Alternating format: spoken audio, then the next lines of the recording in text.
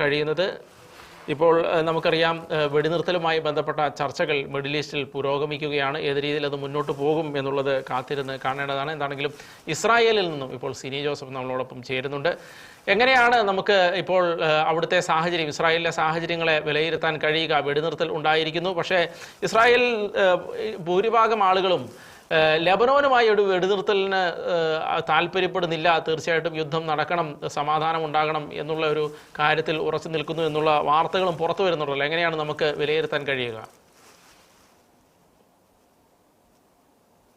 Good morning Robin.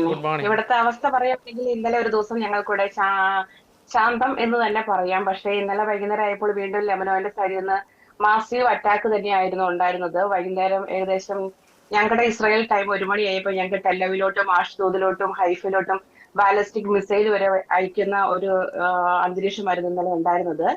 അതുപോലെ തന്നെ ഇന്നലെ രാത്രി ടെല്ലവിലോട്ട് അറ്റാക്ക് ഉണ്ടാകും, ബി കെയർഫുൾ എന്ന് ഞങ്ങൾക്ക് IDF-ന്റെ ഭാഗത്തു നിന്ന് ഞങ്ങൾക്ക് അറിയിപ്പ് ഉണ്ടായിരുന്നത് കൊണ്ട് ഞങ്ങൾ എല്ലാവരും റെഡി ആയിട്ട് തന്നെയാണ് ഇരുന്നത്. ഇന്ന് രാവിലെയും ഇപ്പോൾ ജസ്റ്റ് ഒരു 10 മിനിറ്റ് മുമ്പ് വീണ്ടും ഡ്രോൺസ് നോർത്തേൺ സൈഡിലോട്ട് അവർ കണ്ടിന്യൂസ് അയക്കുന്നുണ്ട്. ഇന്ന് രാവിലത്തെ കണക്കനുസരിച്ച് ഇന്ന് രാവിലെ ഈ സമയം വരെ ഏകദേശം ഒരു 15ഓളം ഡ്രോൺസ് ആണ് നോർത്തേൺ സൈഡിലോട്ട് ലെബനന്റെ ഭാഗത്തുനിന്ന് അയച്ചിരിക്കുന്നത്.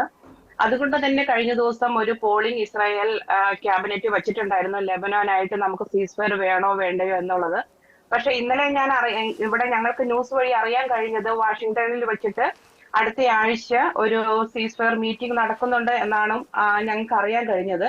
ഇവിടുത്തെ ആളുകളെ സംബന്ധിച്ചിട്ട് നോർത്തേൺ സൈഡ് ഇതുപോലെ അറ്റാക്ക് ചെയ്ത് ഇതുപോലെ നാശമാക്കി വെച്ചിരിക്കുന്നത് കൊണ്ട് ഹിസ്ബുള്ളയെ ഡിസാം ചെയ്യാണ്ട് ഒരു കോംപ്രമൈസിനും പോകണ്ട എന്ന് തന്നെയാണ് ഇസ്രായേലിലെ ഏകദേശം 84% ആളുകളും കഴിഞ്ഞ ദിവസം ക്യാബിനറ്റിൽ വോട്ട് ചെയ്തിരിക്കുന്നത്. കാരണം അതുപോലെ അറ്റാക്കാണ് ഹിസ്ബുള്ള സൈഡിൽ നിന്ന് നോർത്തേൺ സൈഡിലോട്ട് അവിടെയുള്ള ആളുകൾക്ക്, ഈവൻ ഇസ്രായേലിസിനും എല്ലാവർക്കും ഇപ്പം 42 ദിവസങ്ങളോളമായി അവർക്ക് ഒരു സമാധാനം ഇല്ലാത്തൊരവസ്ഥയാണ് ഹിസ്ബുള്ളയെ ആക്കി വെക്കുന്നത്.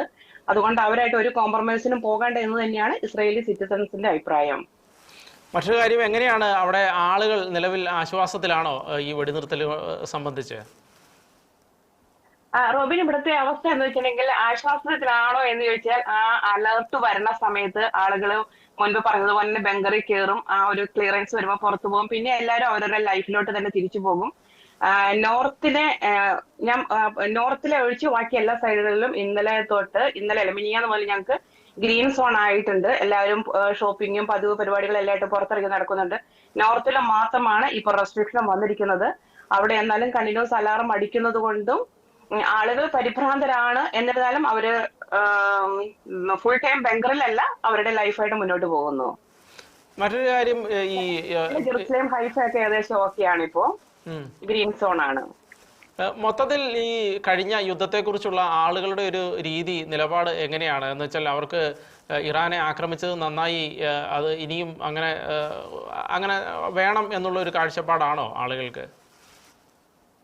അല്ല, മൊത്തത്തിലൊരു അഭിപ്രായം എന്ന് വെച്ചിട്ടുണ്ടെങ്കിൽ ഇപ്പോൾ ഇസ്രായേലിലെ ആൾക്കാർ അത്രയും സാറ്റിസ്ഫൈഡ് അല്ല. കാരണം വെച്ചിട്ടുണ്ടെങ്കിൽ ഇസ്രായേൽ മുന്നോട്ട് വെച്ച ആ ഒരു മെയിൻ ആയിട്ടുള്ള 4 നിയമങ്ങൾ അല്ലെങ്കിൽ അവരുടേതായ ഒരു കണ്ടീഷൻസ്, എഗ്രിമെന്റ്സ് ഇതുവരെയും ഫുൾഫിൽ ചെയ്യാൻ സാധിക്കാത്തത് കൊണ്ട് അവർ ഫുള്ളി സാറ്റിസ്ഫൈഡ് അല്ല.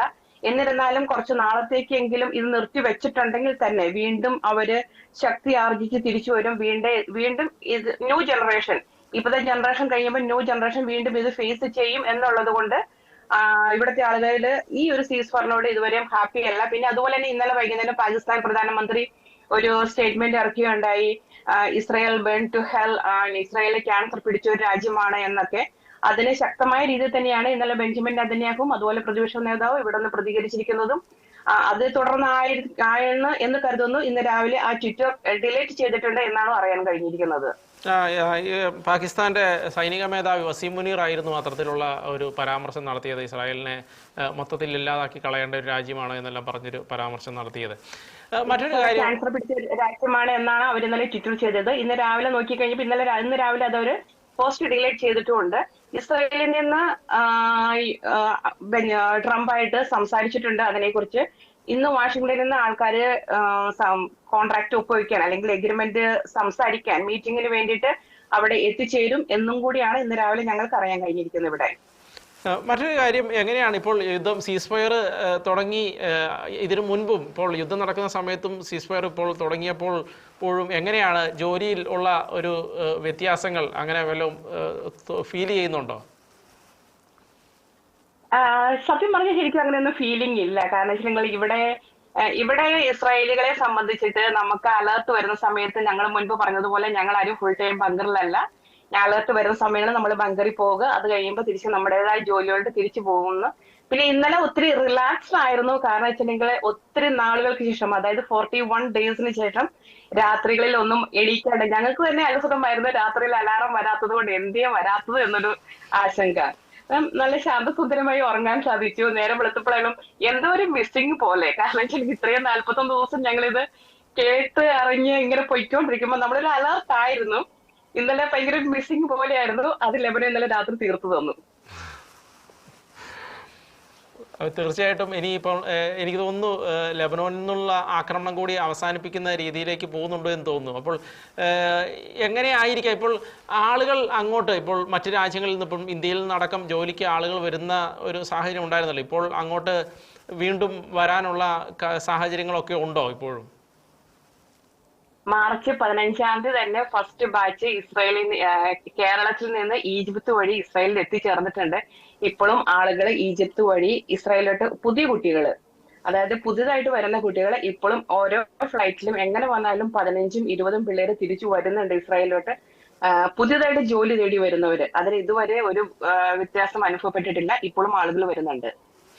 നമ്മുടെ നാട്ടുകാരായ ആളുകളുടെ എന്ന് വെച്ചാൽ നമ്മളിപ്പോൾ അവിടെ പോയി ജോലി ചെയ്യുന്ന, നമ്മുടെ ഇന്ത്യയിൽ നിന്നും അവിടെ പോയി ജോലി ചെയ്യുന്ന ആളുകളുടെ നിലവിലുള്ള ഒരു ഫീലിംഗ് എങ്ങനെയാണ് അവിടെ താമസിക്കുമ്പോൾ? അവർ സാറ്റിസ്ഫൈഡ് ആണോ? എന്ന് വെച്ചാൽ ഈ യുദ്ധം തീരാത്ത അവസ്ഥയും അങ്ങനെയൊക്കെ നിൽക്കുമ്പോൾ പിന്നെ വാർത്തകളും എല്ലാം കൂടെ ആയിട്ട് കുഴപ്പങ്ങളൊന്നുമില്ല. നാട്ടിലെ മാധ്യമങ്ങൾ ഇപ്പോൾ ആരും കാണുന്നില്ല. പ്രത്യേകിച്ച് പ്രമുഖ മാധ്യമ ചാനലുകളെല്ലാം ഞങ്ങൾ കാണാതിരിക്കുകയാണ്. കാരണം അറിയാലോ, ഇവിടെ നടക്കുന്ന സംഭവങ്ങളൊന്നുമല്ല അവിടെ വരുന്നത്. ഇവിടെ നടക്കുന്ന റിയാലിറ്റിയും റിയലും രണ്ടും രണ്ടായതുകൊണ്ട് ഞങ്ങൾ അതെല്ലാം ഏകദേശം ഇവിടുത്തെ റിയാലിറ്റി ഞങ്ങൾക്ക് എന്താണെന്ന് ഞങ്ങൾക്ക് നേരിട്ട് ഫ്ലോറിൽ നിന്നുകൊണ്ട് അറിയാവുന്നത് കൊണ്ട് ആളുകൾ അത്രയും പരിഭ്രാന്തരൊന്നുമല്ല. എല്ലാവർക്കും ഡെയിലി ഇവിടെ എന്താണ് നടക്കുന്നതെന്നും TV വഴിയും അല്ലാത്തുള്ള മാധ്യമങ്ങൾ വഴിയും അറിയാൻ സാധിക്കുന്നുണ്ട്. ഏകദേശം എല്ലാവരും തന്നെ കാം ആൻഡ് ക്വയറ്റ് ആണ്, കൂളാണ്.